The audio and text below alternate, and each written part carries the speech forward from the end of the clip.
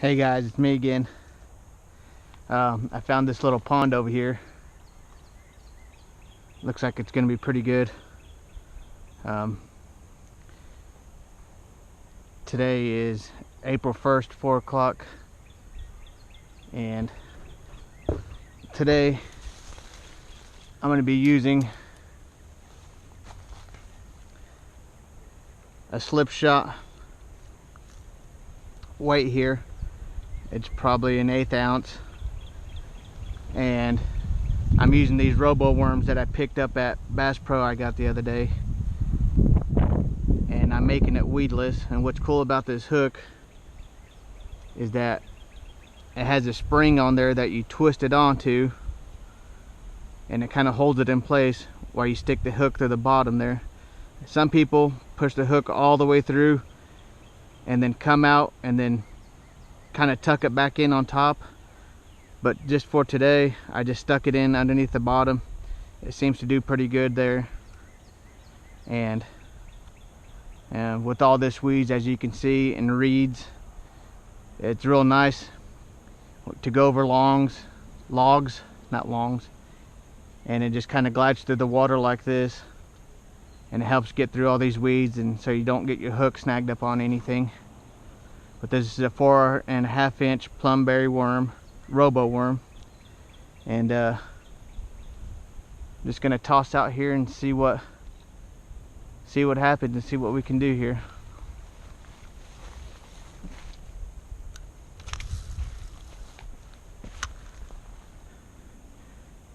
And we'll let it hit the bottom and just kind of pick it up slowly and work it through these weed beds and see if we can't catch a bite.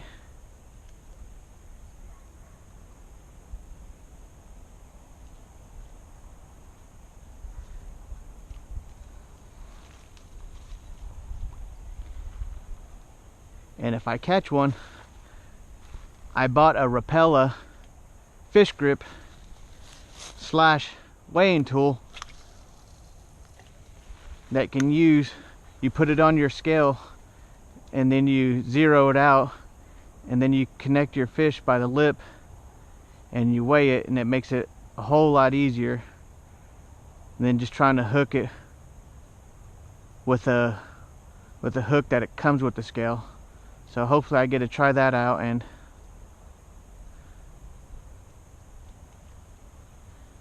see what it does.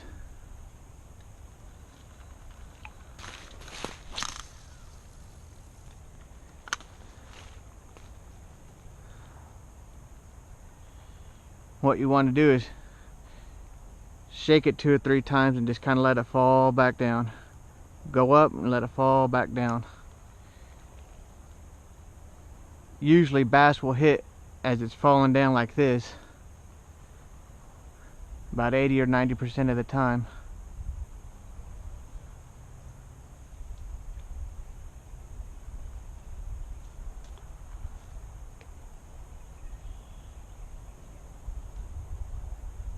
My only concern is if I do get one, pulling it through all these weeds.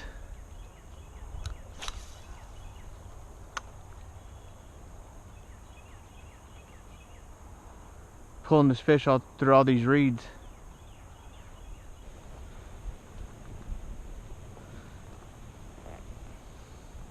That's the only downfall to some of these robo worms, is that they're not as durable as some of these other worms that are out there.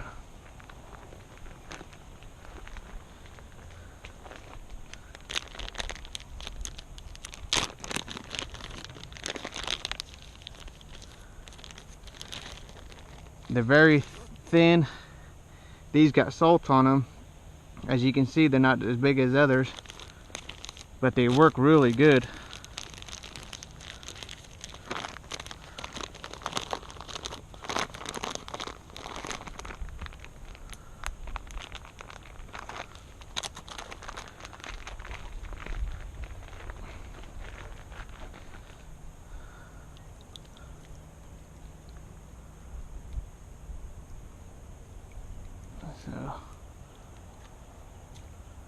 Just take off all this junk.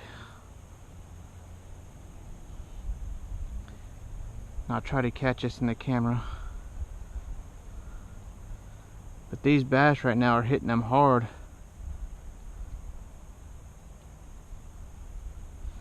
He just started in the nose there. Hopefully you guys can see this. And just kind of, you just kind of twist it on like so. And then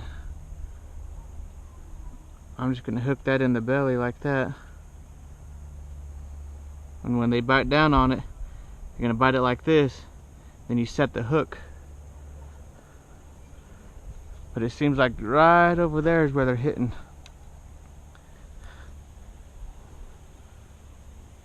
Make sure we're not twisted up over there.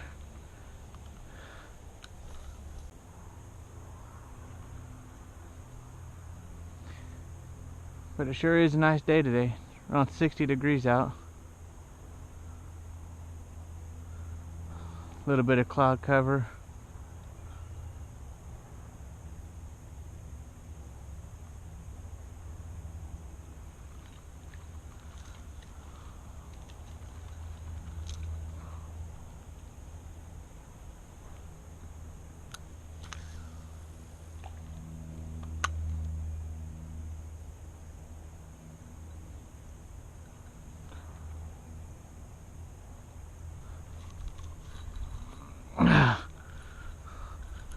Looks like we got one, boys. And he's a big one. Let me see if I can work him around these weeds.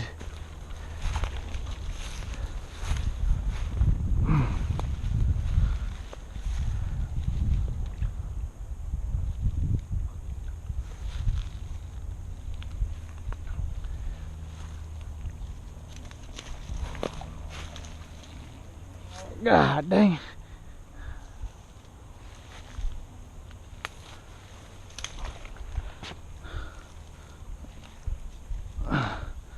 I'm just doing this by hand.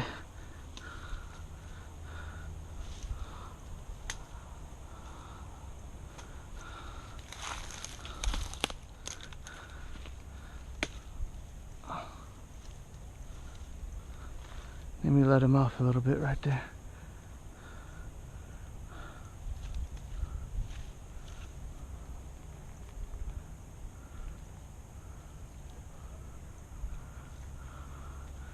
I don't know how I'm gonna get him out of there.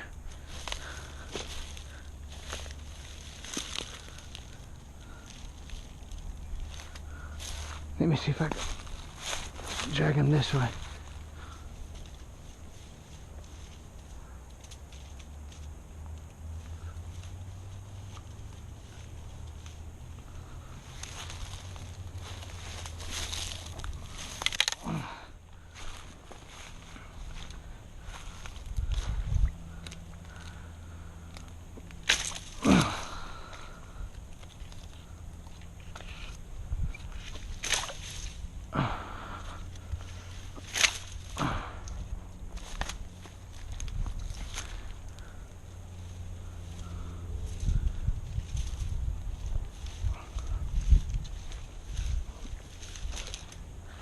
Almost.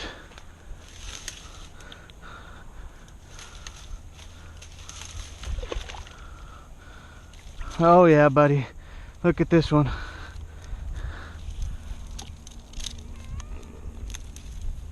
My goodness. He hit that sucker. Woo, woo.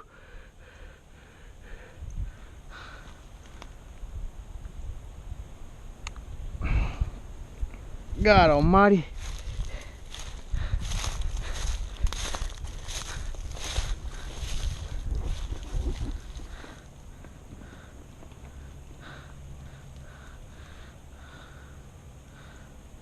Let me get him down in the water.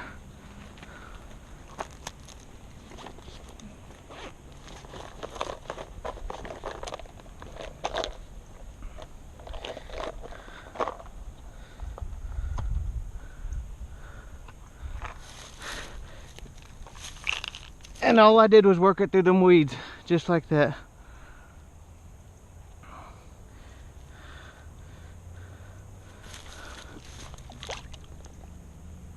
Let me get some water in his gills. I don't like to.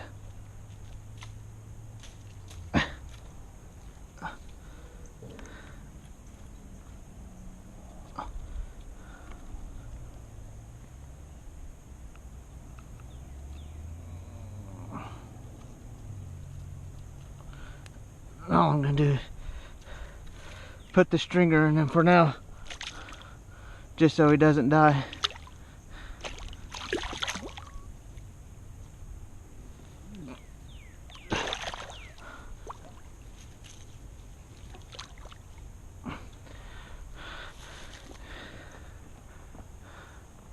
Now I'm gonna bust out my scale that I just bought that I really haven't got to use. It's just a cheap old scale, Moo Bomb, $5 Amazon. And this is the Rapala hook I was telling you about, the fish grabber. Just pop opens like that, grab them by the lip, and you weigh them. But first, you want to get that on there, kind of like so, and just zero it out. So once you put the fish gripper back on, you know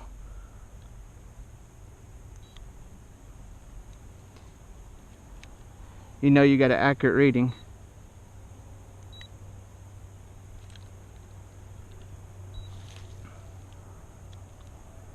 So it's looking like it's reading 0.12. So now, even if I have to do the math,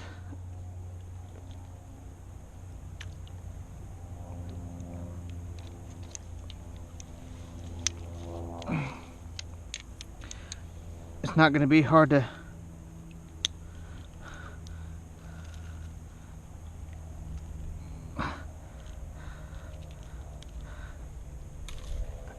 see, and it just grabs a fish like that by the deal. So let's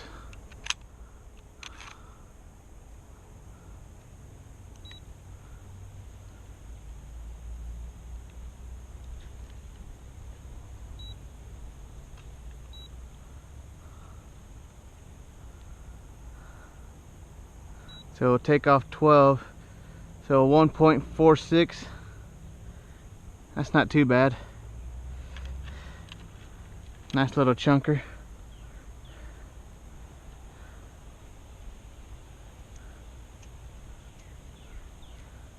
We'll just go ahead and throw him back.